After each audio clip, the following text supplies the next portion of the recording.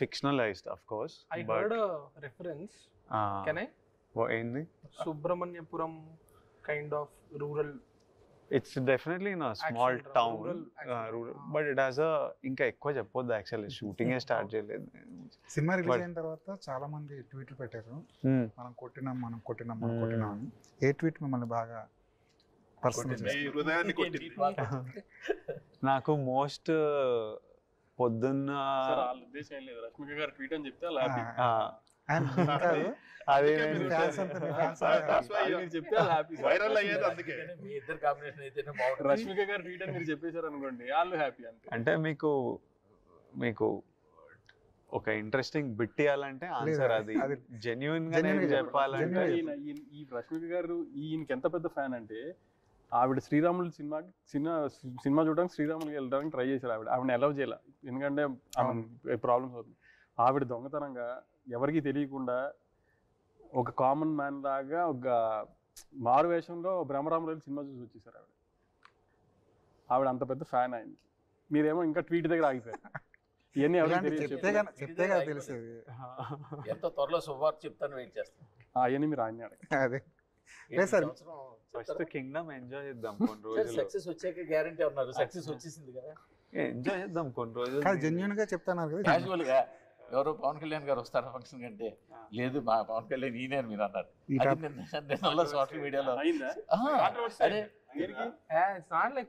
Controversy కాదు, ఆయన పవన్ కళ్యాణ్ అంటారు ఏంటని చెప్పి. ఇప్పుడు ఒక హీరో గురించి చెప్పండి పర్లేదు. ఇప్పుడు కాంట్రవర్సీ చేసే సో కాల్డ్ జీనియస్ చెప్తున్నాను. ఎప్పుడైనా ఒక హీరోని, ఇప్పుడు మీరు హీరోలో ఉన్నారండి అంటే రితిక్ రోషన్ లో ఉన్నారండి అంటాం కదా, అట్లా ఏ హీరో అయినా ఫస్ట్ రిఫరెన్స్ పవన్ కళ్యాణ్ గారిని తీసుకుంటాం. కాబట్టి ఈయన మా సినిమాకి ఈయనే పవన్ కళ్యాణ్ అని అర్థం దానికి. అంటే ఈయన పవన్ కళ్యాణ్ అంత గొప్పవాడు అయ్యారో, లేకపోతే ఈయన పవన్ కళ్యాణ్ దాటిసారని కాదు ఉద్దేశం. ఒక పవన్ కళ్యాణ్ గా ఒక హీరో గురించి మాట్లాడాలంటే ఫస్ట్ మనకు నోట్లో నుంచి వచ్చే పవన్ కళ్యాణ్ గారు కదా, అలా మా పవన్ కళ్యాణ్ అన్న అది. దాన్ని కూడా కాంట్రవర్సీ చేస్తే ఏం లేదు. అంటే కళ్యాణ్ గారు అంత గొప్ప మనిషి అని దాన్ని మన అర్థం. అది విజయ్ గారు మొన్న సెట్కి వెళ్ళారు కదా, పవన్ కళ్యాణ్ గారు సెట్కి, ఎలా ఉంది అక్కడ అట్మాస్ఫియర్? అసలు ఆ రోజు నేను షాక్ అయ్యాను. పవన్ కళ్యాణ్ గారు ఈయన చిన్నప్పటి నుంచి కలిసి చదువుకుని ఫ్రెండ్స్ లాగా మాట్లాడుకుంటుంటే నేను పక్కనే అసలు మంచి ఫ్రెండ్స్ లాగా ఇద్దరు. అర్జున్ రెడ్డి గురించి కళ్యాణ్ గారు చెప్తున్నారు.